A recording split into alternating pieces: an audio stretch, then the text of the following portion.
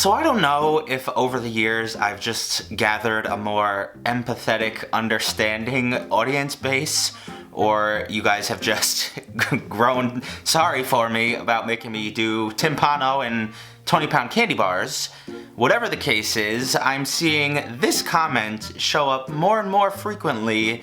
Make whatever you want when I ask on Instagram or in my community tab what you guys want to see. 2 or 3 years ago, a comment like that was unheard of. So I figured for the first time ever, I might as well just go for it.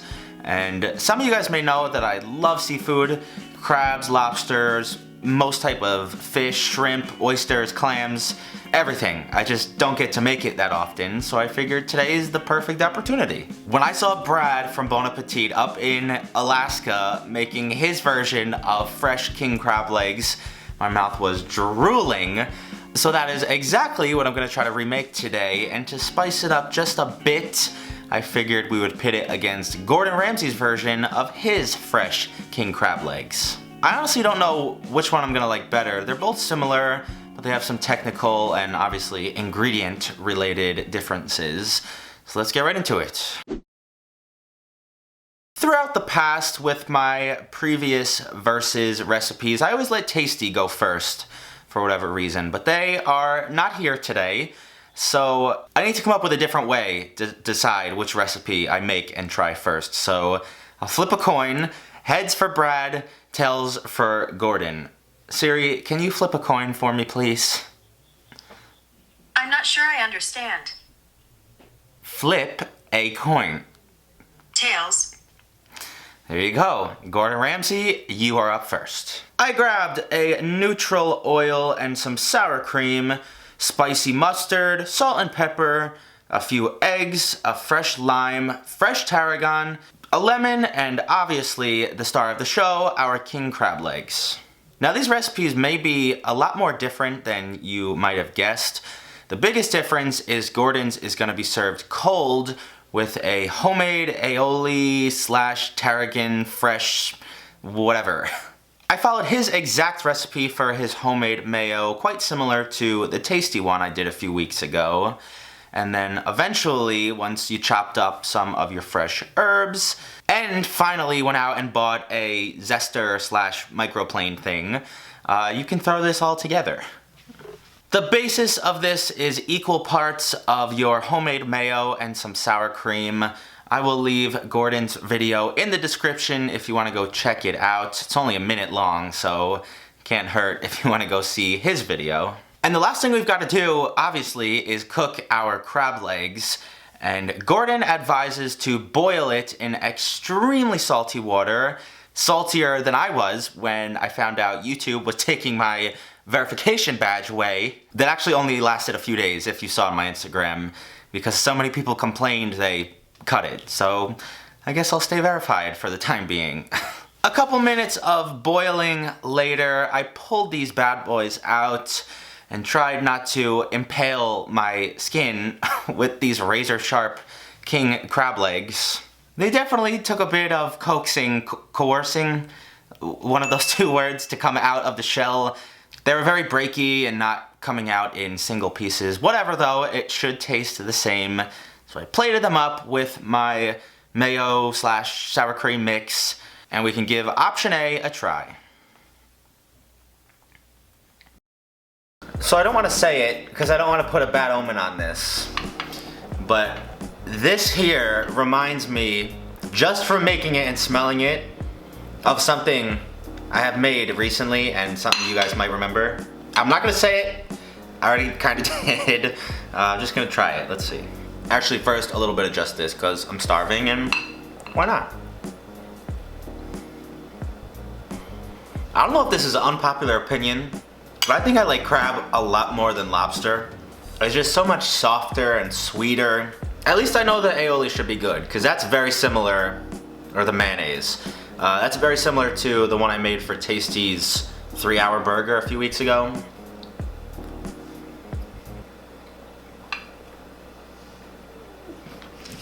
Ugh.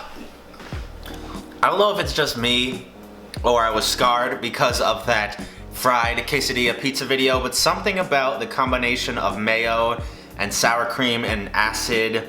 Obviously that one from that video was a little different, I think, with the herbs I put in it, but the basis is the same, and I am not a fan. I didn't even realize that when I was picking this out. I kind of just realized it as I was buying everything, and then when I put it together. Nope. Like I said, it could just be me. If you guys have made this or do make this, let me know if you think the same, because I'm not sure about that one.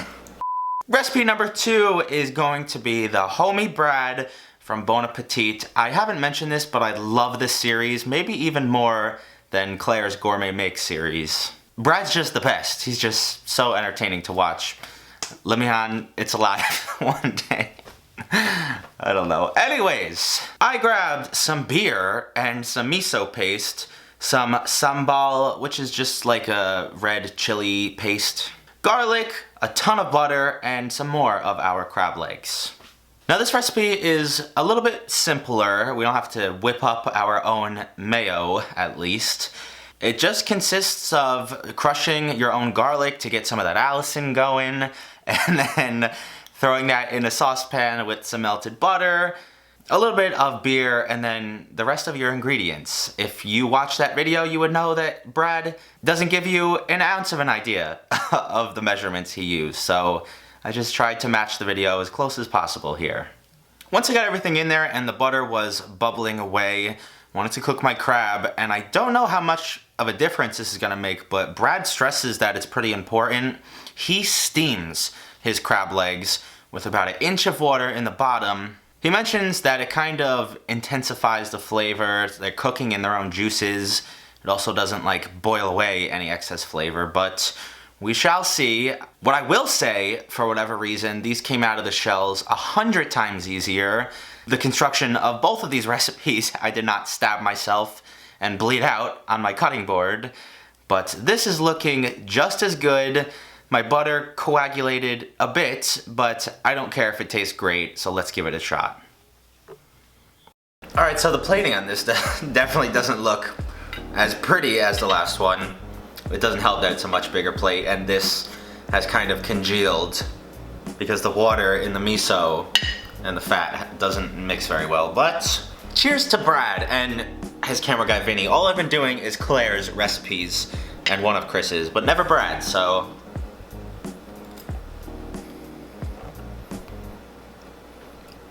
oh my god, that's not even fair.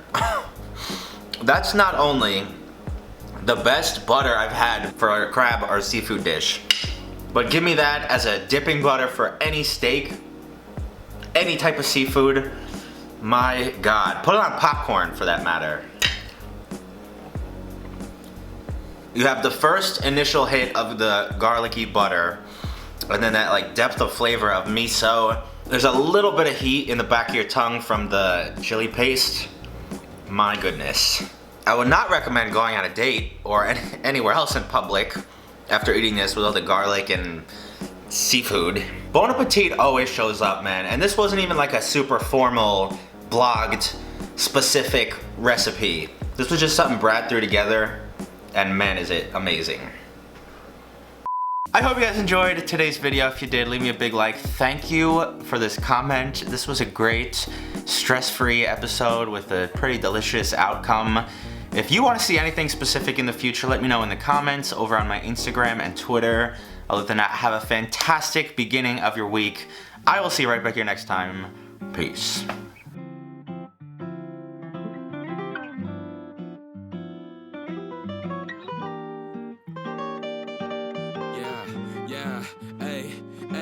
With the M without the AD. Flipping burgers and my money super lazy.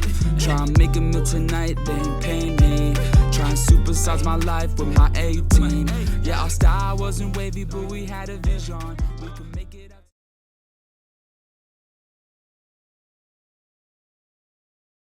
We can block it out. Wow. What's going on here? It's really not that bad.